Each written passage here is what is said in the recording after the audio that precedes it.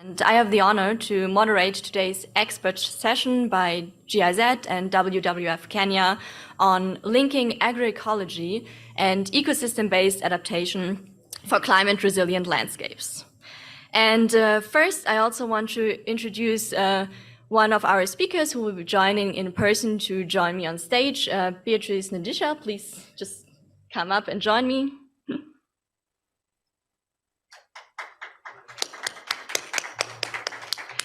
Thank you. We have a packed agenda today, which I'm looking forward to present you in a moment. But first, it's at least here early in the morning, a bit of activation. So I would like you to pick up your phones and enter the Slido page, slido.com, using the code Karura Hall, or just scanning the QR code, which you see on the screen.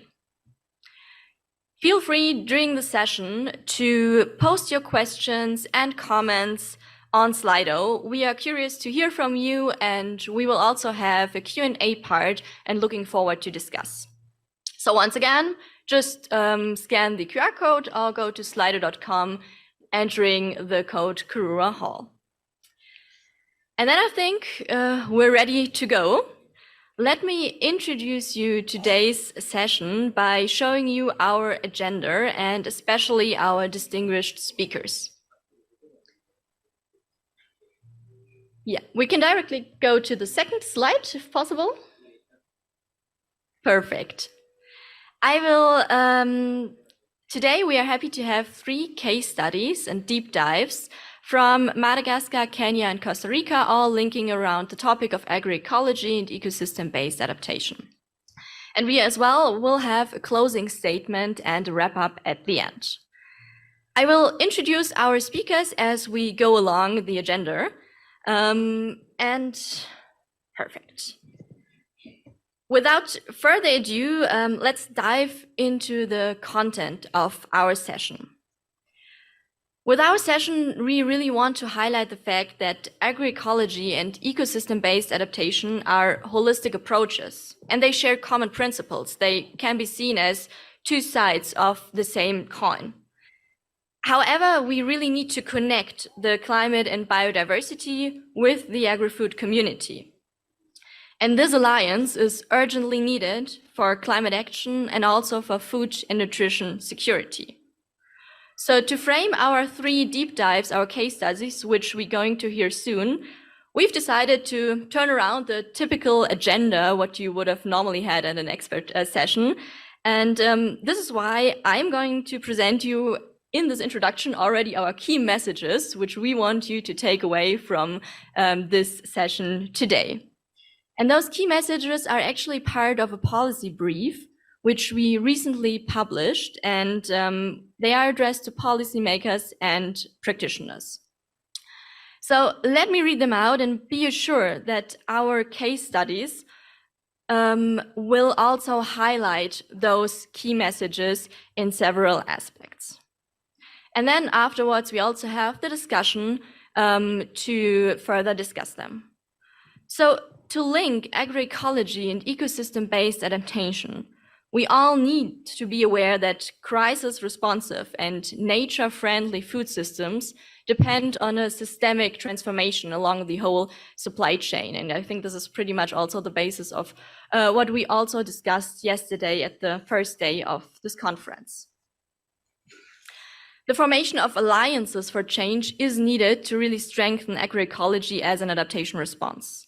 But we also need circular knowledge transfer, including capacity building, across sectors and scales, to really support farmers' resilience in diverse landscapes. And what is also necessary is an enabling environment to really provide a long-term success of climate-resilient agroecological innovations.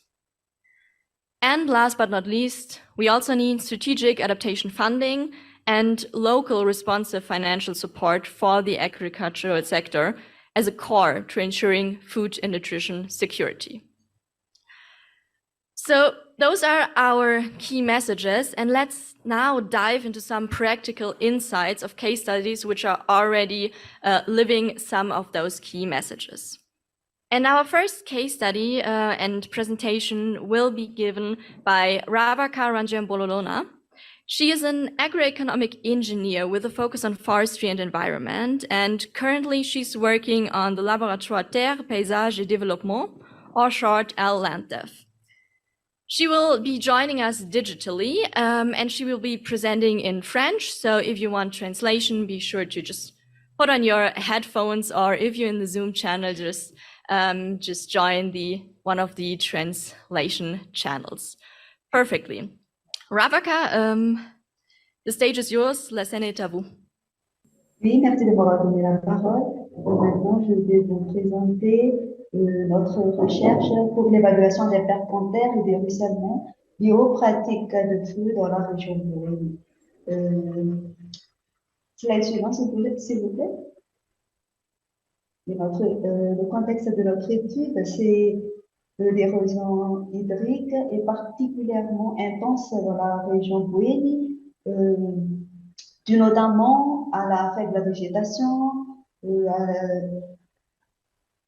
aux résistances à faible. Oui, ok. J'aimerais vous faire comprendre le contexte dans la région Bouéni. Next slide. Oui, le contexte dans la région Bouéni, c'est à faible végétation et souvent au sol sableux qui est pauvre et en matière organique, ainsi qu'il y a la prolifération des feux de brousse qui est fréquent, qui entraînera la vulnérabilité des sols dans la région. Et l'objectif de notre étude est donc d'analyser les causes de ces feux de brousse, d'élaborer une carte de perte en terre et d'analyser les différentes pratiques contre l'érosion. Next slide. Nous avons fait 3 phases. La première campagne en 2020, 2020-2021 et 2021-2022. Next slide. La réalisation de la première campagne a pour objectif d'analyser les facteurs influençant les pertes pontaires et les ruissellements, et les facteurs mis en place sont les ruissellements, les précipitations, l'occupation du sol, les pratiques de feu et la pratique agricole. Slide suivante.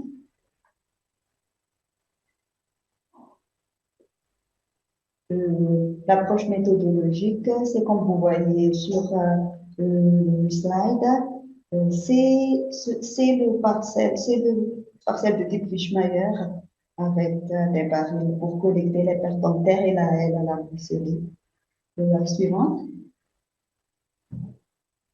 Pendant la deuxième campagne, la différence entre la deuxième et le premier campagne, c'est il a une amélioration sur l'évaluation de la couverture végétale, ainsi qu'il a aussi ajout du facteur à longueur de pente. Slide suivant. Et la troisième, c'est l'analyse des pratiques de lutte contre l'érosion qui sont les bandes énervées carnées d'arbustes, bandes énervées simples, bandes de bracaria et de la bourre perpendiculaire à la pente. Comme résultat, dans le slide suivant, on a pu voir que dans les savanes, ce sont dans les savanes qu'il y a le plus de pertes en terre par rapport aux autres utilisations des sols. Le suivant. Et il a la même tendance que pour la lame ruisselée, c'est surtout le savane qui fait couler plus de ruissellement par rapport aux autres occupations du sol. Le slide suivant. Pour l'effet des feux, il est à noter que le feu peut entraîner une augmentation. Il est à noter que plus le parcelle traverse le feu, plus il y a de pertes en terre. Et pour cela, à part l'association de culture, qui est même avec le feu, l'association de culture, la perte en terre sont plus ou moins égaux. Oui, et par rapport au next slide, le résultat par rapport à la couverture végétale, plus la couverture végétale diminue, plus la perte en terre augmente et pour le ruissellement, plus la mousselet augmente, la perte en terre augmente également. Next slide. Et pour les effets de pratique culturelle, il est également à noter que l'association de culture peut protéger le sol contre les érosions. Et la longueur de pente, c'est surtout dans la pente longue qu'il y a le plus de la perte en terre. Next.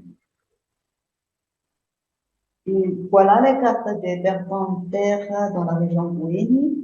Dans le prochain slide. Next, s'il vous plaît. Oui, c'est la combinaison de la carte d'érosivité de pluie, d'érosivité de sol, de la topographie, de la couverture végétale et de la conservation du sol. Suivant. C'est le résultat de la carte finale. Suivant. Et ce sont des illustrations de partiels Fischmeyer avec les ponts d'énergie carnies d'Arbuste. Suivante. Pont d'énergie simple. Next slide. Tragaria. Perpendiculaire à la fin. Et comme résultat final, il est à noter que le point d'énergie carnies de bois d'Angola protège le plus le sol contre l'érosion et de la perpendiculaire à la pente qui entraîne plus de pertes en terre par rapport aux autres pratiques de lutte contre l'érosion. Next slide. Et ici, puis en conclusion, donc, c'est l'association de culture et les parcelles inherbées à pont d'énergie garni de bois d'Angola qui est le plus efficace pour la lutte contre l'érosion. Et merci de votre attention. Merci beaucoup. Thank you so much, Rebecca, for this presentation and also for showing us the practical effects of agroecology on reducing soil degradation. And we will have you back, Rebecca, later for the Q&A. So still, if you have any questions, feel free to ask them on Slido. And now let me introduce our next speaker, who is joining us here in person, Beatrice Ndisha. She is a development and environmental scientist from Kenya and works as community-based natural resource management officer at WWF Kenya. Beatrice, the stage is yours. Okay, thanks, Micah. Greetings, everyone. My name is Beatrice Ndisha. I work with WWF Kenya at the Savo Conservation Area, where through the support by GIZ, we were able to focus on capacity building, on ecosystem-based adaptation, specifically agroecology on the Taita Taveta farmers in Kenya, here in Kenya. And just to give you a background of the Savo Conservation Area, it's actually the largest here in Kenya, and the county that hosts the larger part of it is the Taita Taveta County. Basically, the Savo East and the Savo West cover 64% of the county's landmass. And then what you see around in gray is the conservancies and the ranches, which basically are the corridors and dispersal areas for wildlife, including even the Sisal Estate, what you see in light green. And then we have the rocks, the rivers, the hills, which basically cover 1% of the county's landmass. So if you did a quick math, the only remaining percentage of the total landmass is 11%. That should be for settlement and also for feeding more than 350,000 people in the county and even export to the nearby counties like Mombasa County. So already you can begin to feel there's a land and space issue, but then again, there are more pressing challenges for the community in Taita Taveta County to practice agroecology. Some of them including, of course, climate change, biodiversity loss, food and water insecurity, and of course the mindsets that are plaguing the local farmers there of I don't have, I don't know, I can't, and I just can't do it. But again, we were able to see how another geographical area in Kenya with the same weather and climatic conditions, who are able to transform what you see on your, that should be all right, to your left. And basically what they believe in is that dryness is not in the land, but dryness is in your mind. So it is in this background actually where we saw that it's really important to take farmers from the county and enable them have this experiential capacity building for ebb-sensitive agroecology, and to just give them a platform to participatorily develop solutions to food production, biodiversity conservation, and even climate adaptation using the natural resources that we have. Remember, for us in Taita Taveta County, it's only 11%. So what is this model that they are using in Yatta, where we were so interested in? Don't mind about the name. It's called Operation Molio Out. And basically the model is against the dependency mindset, where communities have to sit down and wait for help to come from outside. But then this model recognizes the human person in creating climate resilient landscapes, where it looks at 4 dimensions. That's the cultural or the religious or indigenous dimension. It looks at the ecological dimension and also the social and economic dimension. So land in Taita Taveta County is sacred. So farmers were actually able to ask themselves questions like, how do we prepare land according to our culture, according to our religion, before we undertake any activity? So these are some of the things that they were able to look at. On the ecological dimensions, they were able to ask themselves critical questions like, how do we harvest water in this dry area, and how do we even manage it? So they're able to go through and even see the different kinds of water harvesting, water management strategies, which is very important, and also just to create a whole different microclimate in an area. As you can see in the first picture, that's a water dam that is created in the Yatta, and the whole microclimate looks different and even invites other stakeholders from nature like worms, insects, very important in soil health. The other thing that they were able to also ask themselves is, how do we use the very little space that we have? Remember, it's 11%, to ensure that we have maximum returns to feed the 350,000 people and even other counties. So those are the questions that they were able to ask themselves, and even see that Yatta has done it, both ensuring that it's sustainable and it's also climate resilient. They looked at climate smart modular farming. This is my favorite. They were able to see how farmers basically use small spaces of land to plant high value crops. You have your grass there, you have your grass bank for the dry season, you also have your trees there and all those kinds of things. At the social dimension, I mean, they're also able to see how your individual governance, how your family governance is very key and very important to the larger community and county growth, and even reflects the national and the in the international growth. So those are the kinds of things that they looked at the social dimension. And then at the economic dimensions, they were able to look at things like, how do we approach the whole value chain? If it's livestock production, how do we look at the whole value chain? If it's agroforestry, just the whole value chain, and ask themselves questions like, what are these high value crops? Where do we access markets? How do we engage in seasonless farming to ensure that there is sustainable cash flow and things like that? So we personalized this model. Basically, we couldn't take everything from Yatta and apply it in Taita Taveta County. So we had to look at what suits us based on the options by context approach. We're able to see that our culture differs from theirs, our religion differs from theirs. So we had to put in also our own options that will work in our context. And so we took community members from 4 different areas in Taita Taveta County, where they were able to form small organizations where they could give their members platforms to access savings and loaning services, and also to just get that empowerment to stand and be in spaces where there is policy change, both at the local, at the national level. And because we are relatively just 1.5 years or 2, We are still working on bringing or giving them more capacity building to ensure that they gain root and also get to look at the whole value chain, that is systematic value chain approach. So this is what the farmers were able to do pictorially.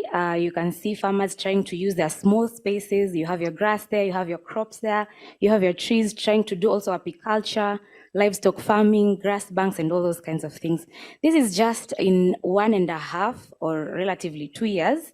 So you can see that there is really so much a huge opportunity to even expand this to other arid and semi-arid areas in Kenya using this model, but of course include the indigenous and the local knowledge there in specific contexts.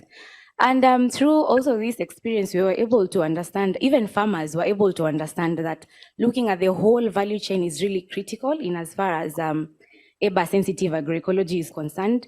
And because they're still smallholder, local farmers, it's really important that we create for them spaces or platforms where they can access money, especially those who are already organized in as far as EBA-sensitive agroecology is concerned. Then again, the other thing is that we usually, policymakers usually look at biodiversity conservation policies separately from the food production, climate change. There is need to just harmonize all these three because, of course, they are interlinked, so that even farmers, when they are doing their work or having doing their work at the local level, they're able to just see the interrelations and work on these three monsters at once. So this is just the farmers enjoying the fruits of their work thanks to EBA-sensitive agroecology and GIZ for supporting. Thank you so much.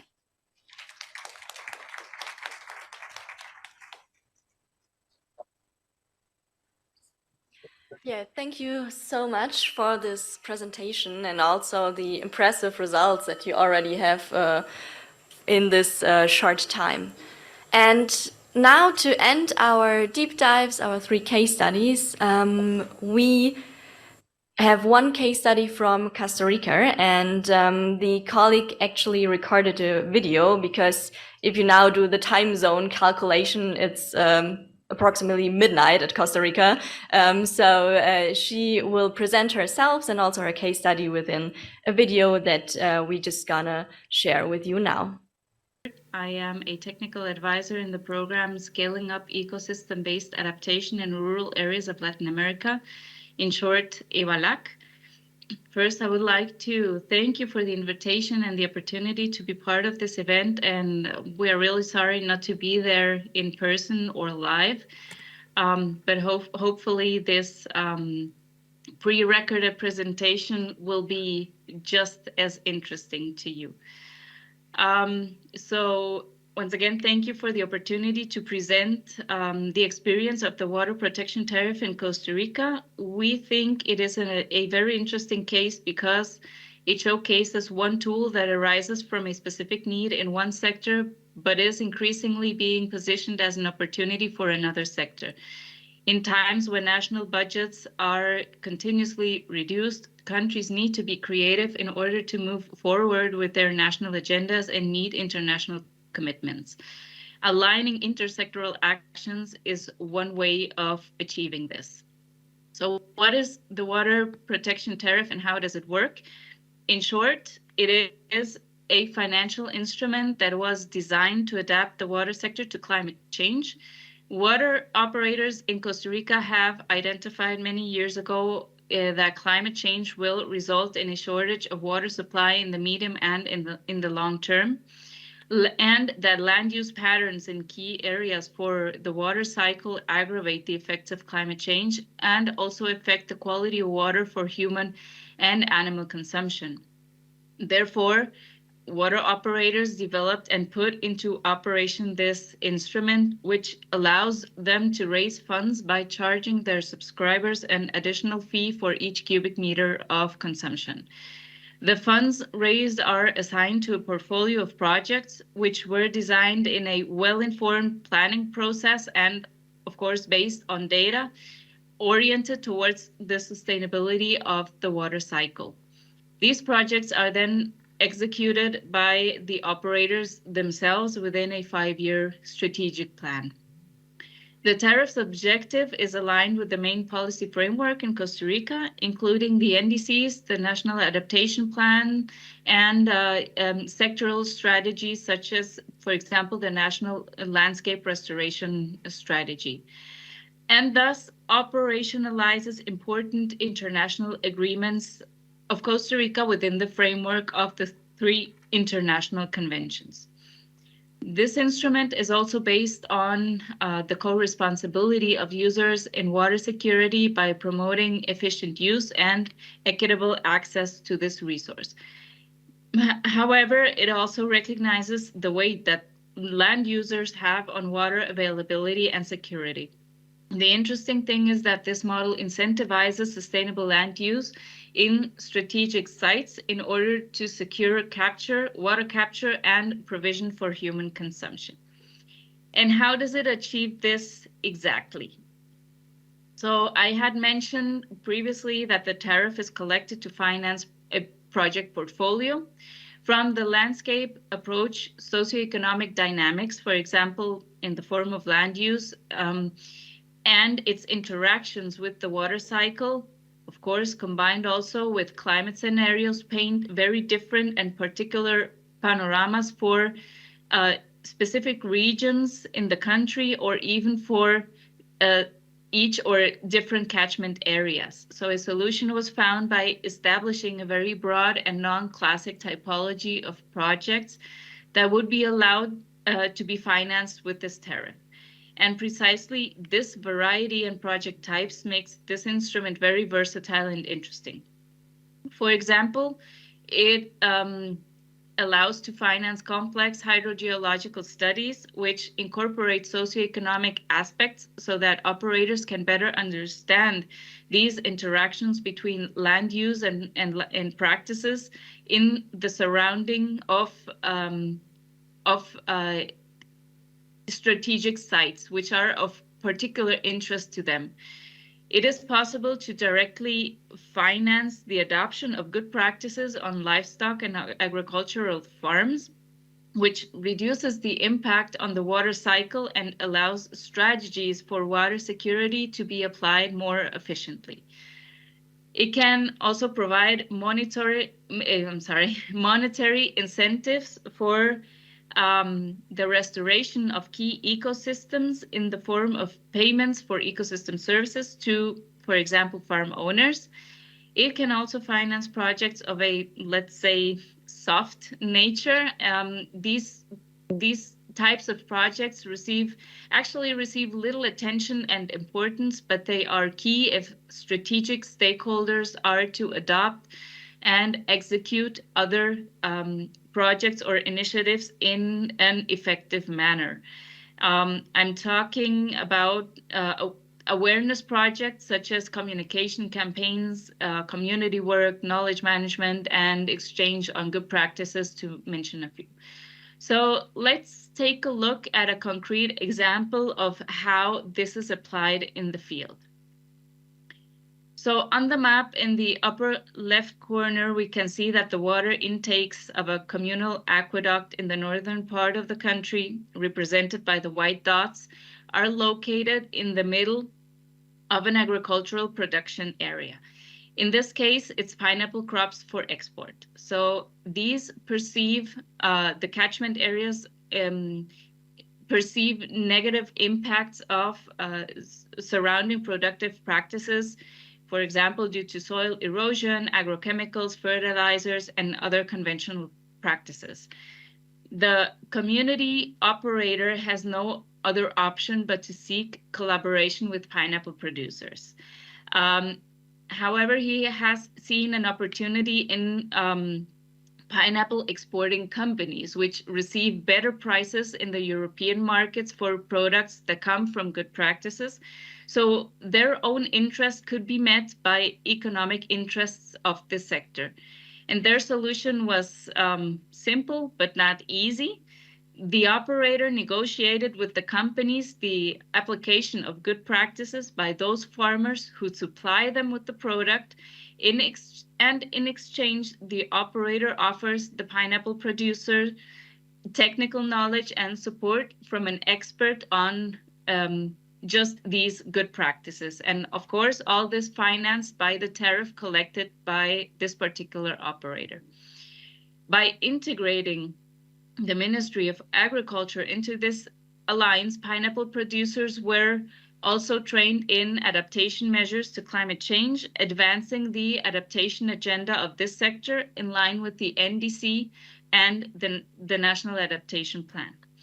And in this example, it is clear that the tariff is a financial instrument which was initially created as a tool for the water sector, but established itself as a driver for an integrated landscape approach, promoting transformation in the agricultural sector.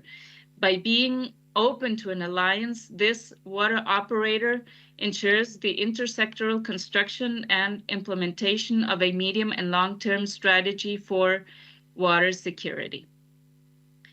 Now, example like the previous one gives us 3 important lessons learned. First, financial instruments can be used effectively to combine needs and efforts of various sectors. To achieve this, it is important that the methodologies applied promote participatory planning and execution. Second, keeping an open mind and flexibility in solutions is the key to addressing problems in complex landscapes. In this case, the incorporation of atypical project or diverse project typologies, such as awareness-raising projects, opens the range of possible intersectoral synergies. And diversity in alliances increases the potential to leverage resources from various sectors. And finally, working in strategic alliances ensures intersectoral capacity building. So stakeholders from different sectors begin to handle the same concepts, the same data, the same information. In other words, they begin to speak the same language, and over time there is greater fluency in the planning and execution of integrated solutions for more resilient landscapes. And with this short presentation on the water protection tariff, I end my input, but not before thanking you very much for your attention. And here I leave you the address of our website and email so that you can contact us with any question you might have, or if you would like to further exchange on this topic. So thank you very much once again, and a good day to everybody. As WWF Kenya, we are just after an ABCD asset-based community development approach lessons. We were doing a lessons learned, and we've just gotten the results. And I mean, we don't really have a problem having it also in our OMO model, because there is no one approach that fits all and answers all questions, so long as it fits well in our OMO model and also fits well with the communities that we work with. Thanks.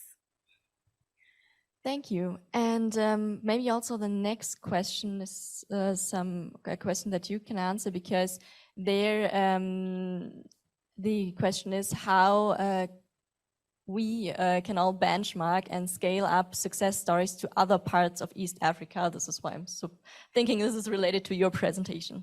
Okay, thank you so much. I mean, as I was closing, I said that there is so much potential to also have this scaled up in not only Kenya, but also East Africa.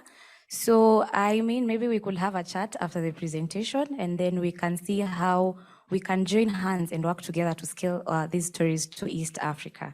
We are really open as WWF to work with other partners. Great, thank you a lot. And then I think there are still 2 questions that I would like to pick up because we are a bit short of time and we still want to have a bit of room for our final speaker. There's one question asking about other examples of ecosystem-based solutions in addition to agroecology. And here I would just relate to also the policy brief and also a report that is attached to it based on the key messages how to link agroecology and ecosystem-based solutions. And for those joining us online, my colleagues can share the link in the chat, and then you can have a look. There are also other examples of ecosystem-based solutions which are displayed in this report. And one last question that actually maybe two questions also for you, final questions for you, Beatrice, and then we hand over to Oliver, our last speaker. First question is how you are balancing the influx of tourists in the Savo with your projects, and then a bit broader, what are the challenges you have encountered with the model and how have you dealt with them so far? So I'd like to first of all start with the last question, then I will welcome my colleague who we will be co-presenting. I did the bigger part though. So literally there have been so many challenges for the past 1.5 years to even have those results. One of the things is like I had mentioned earlier, the mindsets are a bit rigid in Taita Taveta County. So to deal with that, of course, it was very helpful for them to go and see that it actually works. Somewhere it was very dry and now it has changed. So them just seeing that it has worked has also really helped just to work on their mindset change. The other challenge was we have different soil types of soils in Taita Taveta County. With the Yata, they would really hold water, but with our soils, they will take up so much water. So the water harvesting strategies that we learned there, we really had to come in and ask ourselves what we can do, what we can add, or what we can really actually remove from the model to see that it works as far as water harvesting and management is concerned. The other problem that we also faced was the governance of the organizations. Remember, I talked about the community alliances that we had to have the farmers forming and the village and savings cooperative societies. Thanks to our organizational development team in WWF Kenya, we were able to work with them step by step to see how we can develop policies, how we can develop structures for them to just manage themselves and position themselves for mentorship and even access more funding. So if I may say, those were the biggest challenges, that is the organizational bit, and also the kind of soils for the ecological side of things. So I'd welcome Dr. Martin Mulama, who works with me at WWF Kenya, to just respond to the first question. How you manage the tourist influx. Martin, please come on stage for a short answer of the last question. Yeah, thank you very much. I'll be quick. Our approach focuses outside the national parks, and that's in the community areas. That's why we work with communities. Tourism would be mainly within the 2 national parks, there's a Savo, and therefore no much impact on the outside. However, we're looking at how else can we bring in the EBA and also a tourism component to those conservancies or community conservation areas that are outside, and would also want to look at it as a revenue stream, but it needs to be in a sustainable way. So that's what we're doing as WWF together with other stakeholders. Thank you. Thank you so much also for shortly joining us here on stage, and thank you to all of you for your questions. And now we have our final closing. We had a silent listener who is joining us online, and I hope, Oliver, you're still with us. Perfect. And for our wrap up and closing, now we heard several deep dives. We started with key messages for policymakers. We also want to bring it up more on a policy level now again. And I want to invite Oliver Oliveros. He's already here on our digital stage, and Oliver is the coordinator of the Agroecology Coalition. And he has a variety of experiences, for example, as interim executive director of the Global Alliance for the Future of Food, and as Champions Engagement Lead at the UNF Food Systems Summit in 2021. So Oliver, we are excited what you now captured from our session, and we are excited to hear you wrap up. Thanks very much, Mike. I hope you could hear me, especially the interpreters. Fantastic. Well, we all know that our food systems, which is crucial to human existence, are increasingly feeling the impacts of climate change. And paradoxically, the food systems are also contributing significantly to global greenhouse gas emissions, certain practices perpetuate biodiversity loss, environmental pollution, land degradation, and depletion of water resources. We've heard it from the cases today. And the perilous livelihoods and social disparities faced by countless farmers and food system workers further complicate to ensure adequate food or adequate nutrition for all. And so the imperative to transform towards sustainable food systems cannot be underscored. And here lies the power of agroecology. Its agroecological food systems tackle the various challenges that our planet faces: climate change, biodiversity, land degradation, hunger crisis concurrently, because they are based on diversity, resilience, and equity principles.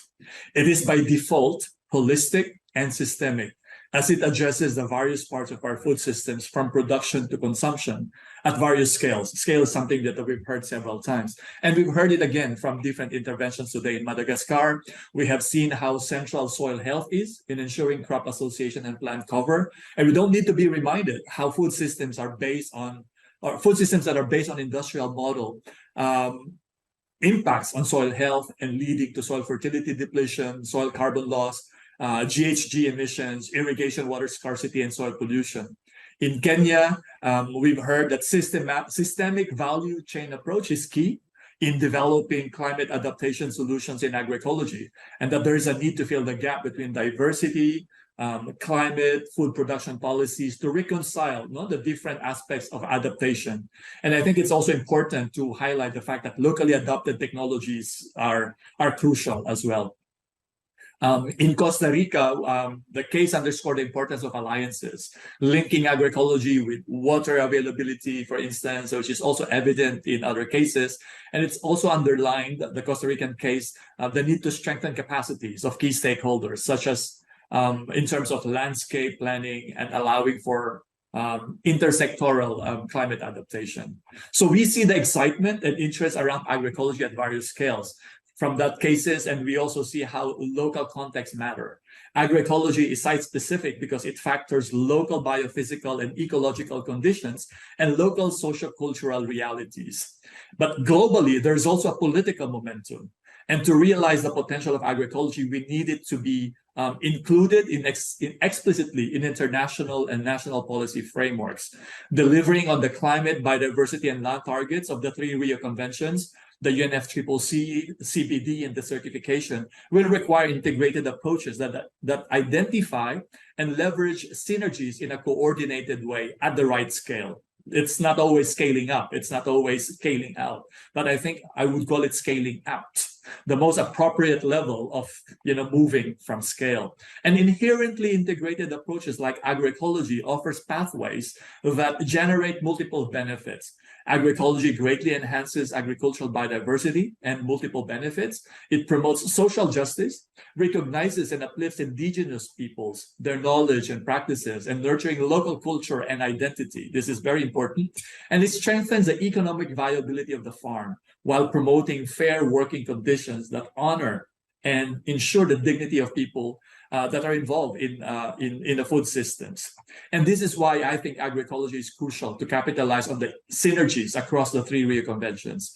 Coordinated action increases both the effectiveness and efficiency of implementing agendas for LDN, land degradation neutrality, the National Biodiversity Strategy, and the nationally determined contributions. We've heard all about that today as well.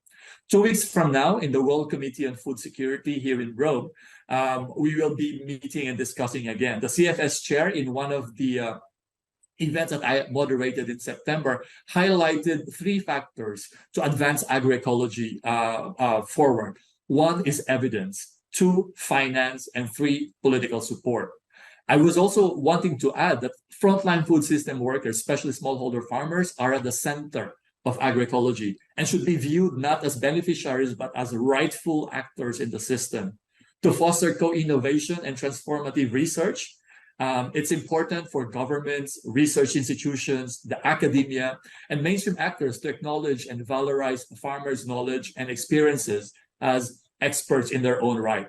Innovation, after all, is what farmers do when scientists and development workers are not there. And in the next couple of months, the global attention will turn into Dubai during the Climate COP. And given its holistic nature, we thus see agroecology as central to implementing the COP28 presidency's call on putting nature, people, lives, and livelihoods at the center of climate action, given its holistic nature. No less than the International Panel on Climate Change report agrees that in the face of extreme climate change and escalating crop failures, agroecology supports food security and helps to buffer temperature extremes and sequester carbon. And diverse agroecological farming supports food security, livelihood, and resilience, and helping to achieve climate justice. And this is precisely the reason why Agroecology Coalition endeavors to contribute to the acceleration of food systems through agroecology, guided by the 13 principles of agroecology as outlined in the high-level panel of experts report on agroecology by the CFS, but which also fully aligned with the 10 elements of agroecology outlined by FAO and adopted by 197 member states. So the coalition endeavors to do this by one, facilitating co-creation and exchange of knowledge and experience on agroecology, two, promoting increased investments in agroecology, and three, seeking further engagement and increased political commitment towards agroecological transformation. Asante sana.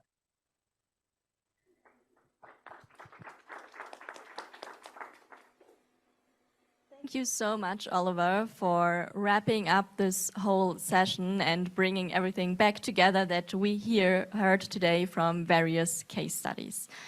I'm afraid that we now have to close this session. Thank you so much for joining us online and also here at the Karura Hall. We're gratefully to have follow-up conversations that you want to have on the topic, and otherwise, I still want to wish you a nice rest of your day. Thank you and goodbye. Goodbye.